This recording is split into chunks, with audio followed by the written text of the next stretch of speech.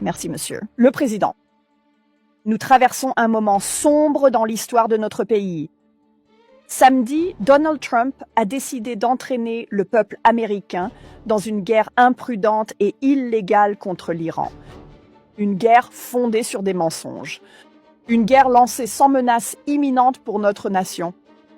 6 membres des forces armées américaines sont maintenant morts et d'autres sont gravement blessés. Un missile provenant des États-Unis et une campagne de bombardement menée par Israël aurait tué plus de 150 personnes dans une école de filles en Iran, dont beaucoup étaient de petites filles, certaines âgées d'à peine 7 ans.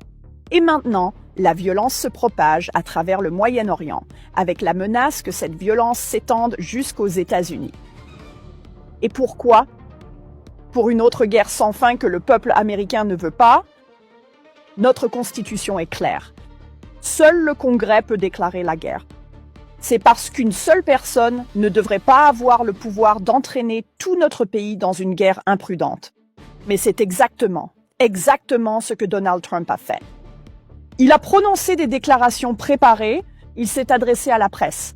Et pourtant, même après plusieurs frappes aériennes et la mort de membres des forces armées américaines, Donald Trump est incapable de donner une seule raison claire pour cette guerre. Pourquoi sommes-nous en guerre ? Donald Trump avance des dizaines de raisons et au final aucune raison du tout. Pire encore, Donald Trump entraîne les Américains dans cette guerre sans aucun plan pour y mettre fin. Il n'a pas d'objectif déclaré, pas de stratégie claire, aucune explication possible. Quand nous aurons accompli cela, nous partirons. Même la mort d'Américains n'a pas fait hésiter Donald Trump. Au contraire, il s'entête. À chaque heure, l'administration Trump nous sert des justifications changeantes pour cette guerre.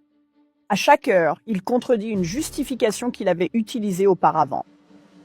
Donald Trump a déclaré que l'Iran avait relancé son programme nucléaire. Mais les propres responsables de Donald Trump ont affirmé que ce n'était pas vrai. Donald Trump a prétendu que l'Iran développait des missiles longue portée qui seraient bientôt capables de frapper les États-Unis. Cela contredit directement ce qu'a affirmé son propre gouvernement. Aussi récemment qu'en janvier, l'administration Trump disait qu'elle ne s'engagerait dans aucune guerre de changement de régime.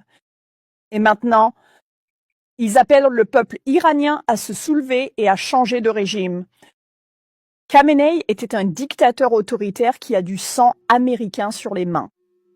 Mais tuer un dirigeant ne renverse pas un régime brutal.